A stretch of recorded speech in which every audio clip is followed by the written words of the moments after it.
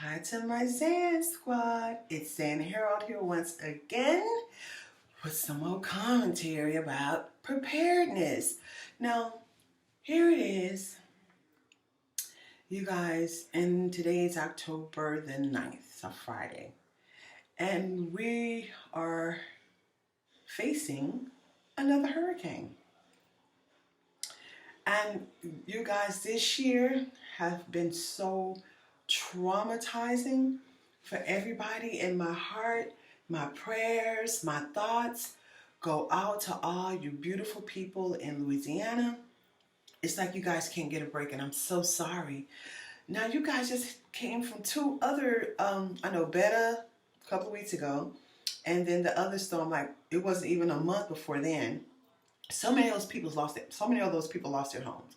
They were displaced. They had to migrate to Houston and to all other kinds of places in Texas, which was crazy because in Houston and in all these other places, they sent these people. They experienced major storms and hurricanes as well. So now he is facing another hurricane, and this is what I want to talk to you guys about today. It's imperative to not put your preps all in one place.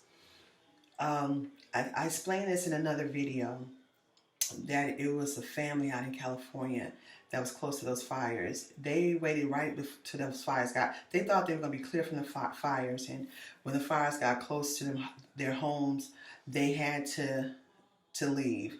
Unfortunately, all their preps were inside that house. So they lost their preps and they lost their home, and that's just so sad.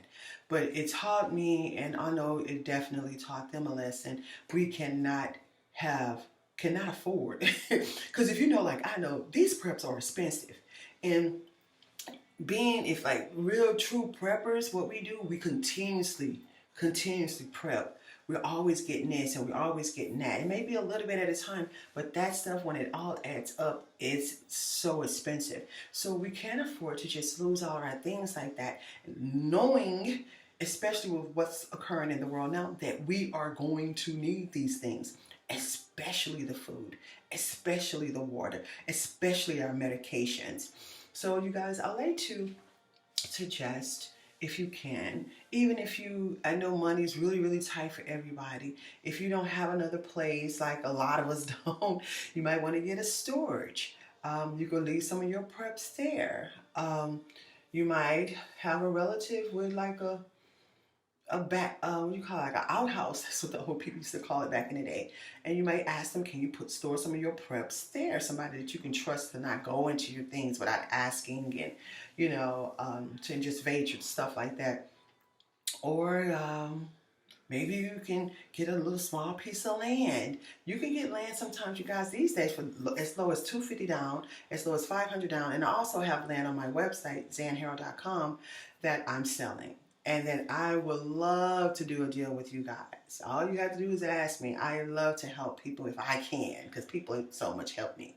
So if you get your piece of land and you can't even build on it, okay, you might could put a fence around it or whatever. You might could just bury some of your preps there. Maybe leave your dog or something there, or something to protect it. So you guys, we have to just continue to stay prayerful and to stay prepping. The elections are coming up, and we don't know what's going to happen. This year it's been situation after situation after situation after situation. And it just seemed like it's becoming more of the Hunger Games to me. More of the Hunger Games. So, yeah, make sure you don't, even leaving some preps in your car is good. Like, you can have some preps in your house, have some planted outside in the yard, have some in your car, maybe have some in a storage unit, have some at a loved one's house that you can trust. Or if you got a community of people that prepping community, maybe you guys can swap out. I'm just trying to just throw out some ideas to keep you going, and so that God forbid you don't lose all your preps all at one time. That's hard. That's really hard. So I wish you guys the best and no stress. to my Zan squad. We're going to stay strong. We're going to overcome this. And if you like the content that you're hearing, please give me a thumbs up if you really don't mind. And you can leave messages because we need to help one another. I'm pretty sure some of you guys know a lot of things that I don't. And to all our rest of our prepping community, we can put in our ideas and what we think that we need to be doing, because we know it takes a community. Like I said, it takes a village to raise a child. It takes a community when it comes to prepping. So yeah, and you can always go to zanhair.com for land, generators, non-perishable items. And if you don't want to get it from me, get it somewhere. Until next time, Zan Squad, take care. And thank you so much for just listening to my video.